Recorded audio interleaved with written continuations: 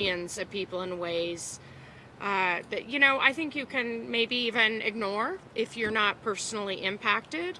But when you are, it's significant. COVID is significant to you personally. When a loved one faces COVID, whether it's a minor inconvenience, that does happen, or some very, very heartbreaking loss. And it's the heartbreaking loss that we're fighting against. Right now our hospitals are underwater. They have traditional cases coming in, certainly, and a much, much higher rate of people coming in due to COVID than this time last year.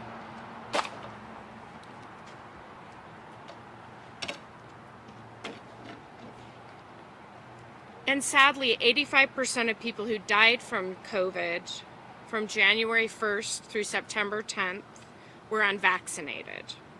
So that's 299 unvaccinated individuals who passed away during that time frame. We know that the unvaccinated are 5.1 times at greater risk from dying from COVID. They're 6.8 times greater at a greater risk of being hospitalized due to COVID, and 5.9 times greater risk of testing positive for COVID than those who are vaccinated. Our Salt Lake County team continues to vaccinate. We continue to work with partners to reach out to the community, to find ways for people who have not had access, have had barriers to come in and get vaccinated. Vaccinations readily available through partners, through our drugstores and pharmacies. And even so, we continue to see this Delta variant really putting our community at risk. And I'll tell you, we've been through a lot of interventions along the way, and we've had restaurants impacted and businesses closed. We're not suggesting that. What we're suggesting is vaccination for those who have not been vaccinated, and mask wearing when around others, just so that we can prevent the spread of COVID-19. So with that, we really want to both educate and inspire people to step up, and people who may be hesitant. And we really felt that some of the real world stories of COVID's impact were important stories to tell. And that's the purpose of this media campaign that you're going to learn more about. And I want to thank all of the participants who told personal stories about their COVID journey. And we have Shelley and Erica here today, and I want to thank you for participating both in the campaign. Thank you for being here today. So with that, I'm going to turn it over to Dr. Angela Dunn.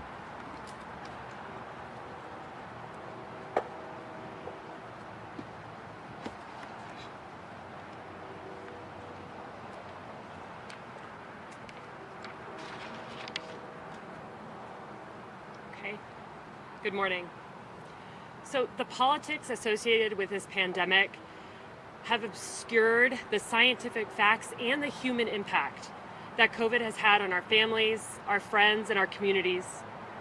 The Truth About COVID campaign shares first-person perspectives from Utahns just like us. Their lives have been impacted by COVID. They'll share their experiences, their messages to other Utahns, so that we can learn from them before it's too late for the rest of us. Featured Utahns in this campaign include people who have lost loved ones to COVID, and people who themselves continue to suffer from long COVID.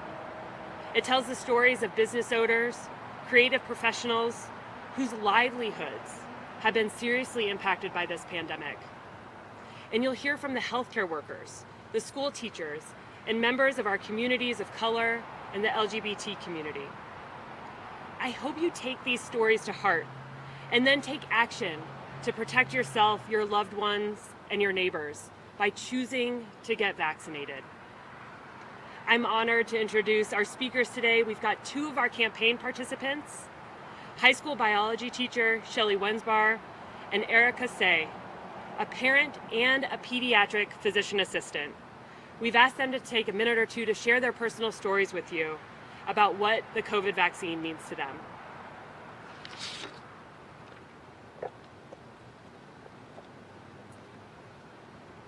Hello, my name is Shelley. COVID has had a little bit different experience for me than I think that a lot of people have had, although I know I'm not alone in this. And I am a high school biology teacher. I had suffered through last year just like everybody else, and frustrated with having things shut down. And then last December, my husband was diagnosed with leukemia, and that changed our world.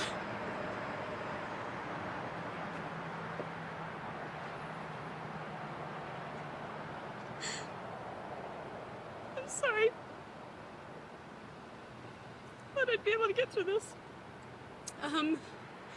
So we both had the vaccine, and with my husband's particular type of leukemia, it is the very white blood cells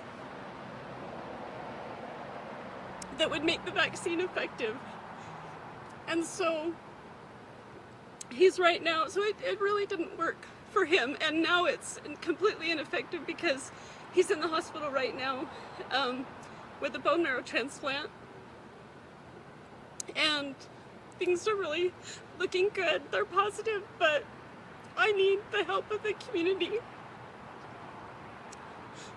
because right now he has 0 white blood cells. His official count right now is 0, and that means he cannot fight this off, and there just really is no medicine or artificial help that he can receive to overcome this loss that he has in his own immune system. And wearing masks and getting vaccinated as a community is the only thing that is going to really keep him safe.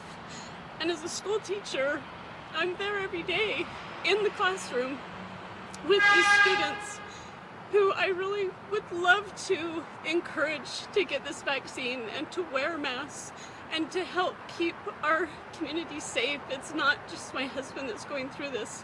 This is a community-wide thing, and I really hope that everybody can see our messages and that it can influence them to get the vaccine and wear masks. Thank you.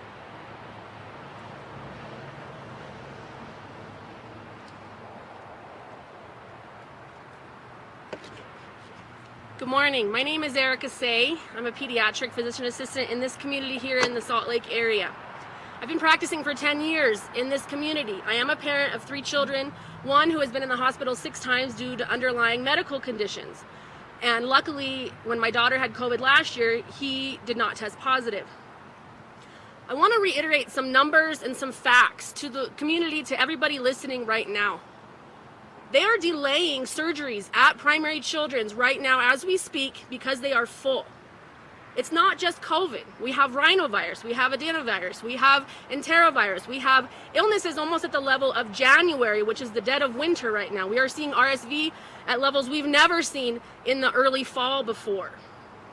To those that say masks don't work in our leadership in this very state, we have proof right now that it does work. We have the numbers, we have the data from just the 4 weeks that schools have been open. Salt Lake City District has almost half of the cases per 10,000 that all the other districts in the Salt Lake County have. 500,000 children in the United States have tested positive for COVID in the last 2 weeks. 30,000 have been hospitalized. We here experienced a death in Salt Lake County just last week. We have to get vaccinated, we have to wear masks, we have to do our part to save those around us and to continue to fight this fight until we can get through to the other side. They're doubling up children in rooms at Primary Children's. The nurses are tired, the doctors are tired.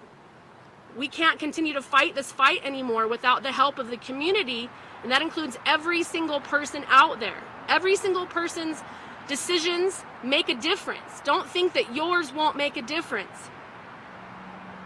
At this time last year, only 12% of the cases testing positive for COVID were kids. Now it's 25%. That's 1 in 4. The hospital at Primary Children's is running at 110% capacity, where normally it's supposed to run at 75 to 80% capacity.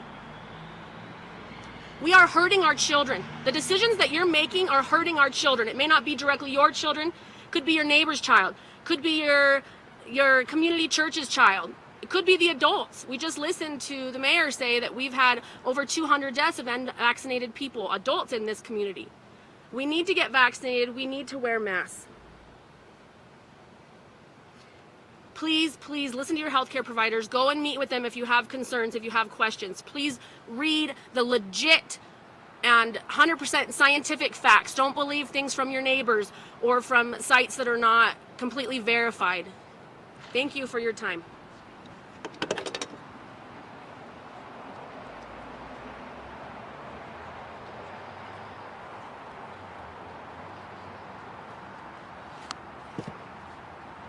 So I just want to share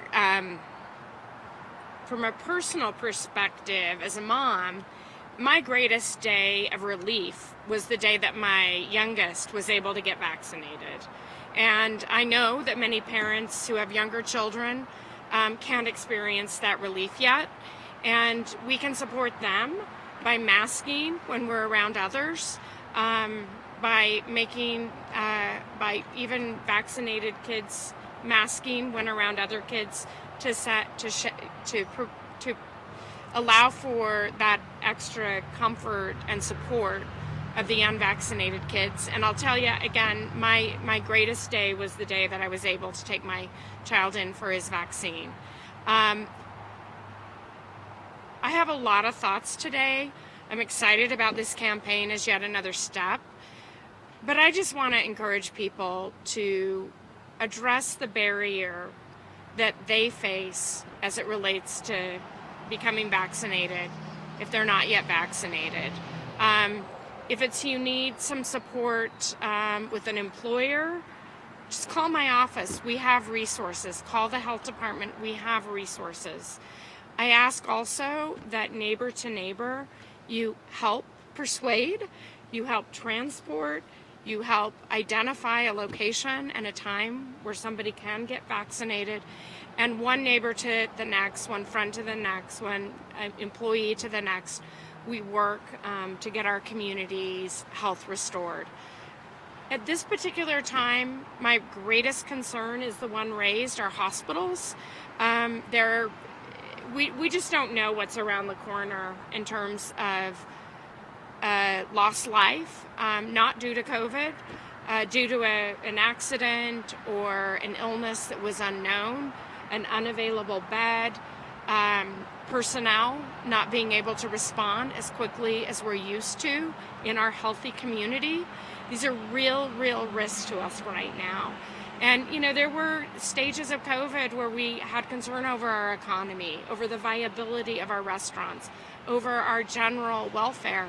Right now, it's beds available in our hospitals, and it's a very frightening time for us as a community.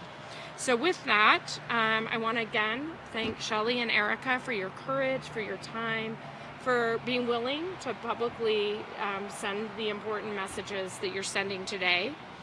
And I want you to take a look at these posters. On them, you can see some of the campaign materials. We have some online ads. We'll be seeing ads on transit. And you can also view the testimonial videos on thisisOurShot.com. And you'll see them featured on the county's various social media channels. So at this stage, I am sure that Dr. Dunn would be willing to take some questions, maybe Shelley, Erica, or myself. Any questions? Yes.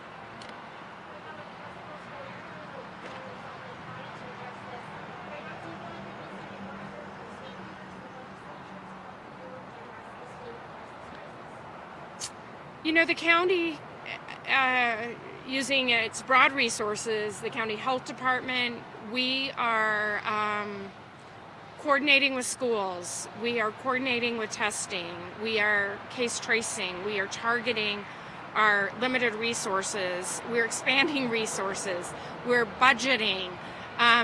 What we now need are policymakers willing to step up. So I would like to see more from state leaders, from our legislature, for all those in a position to enact policy change. I would support that.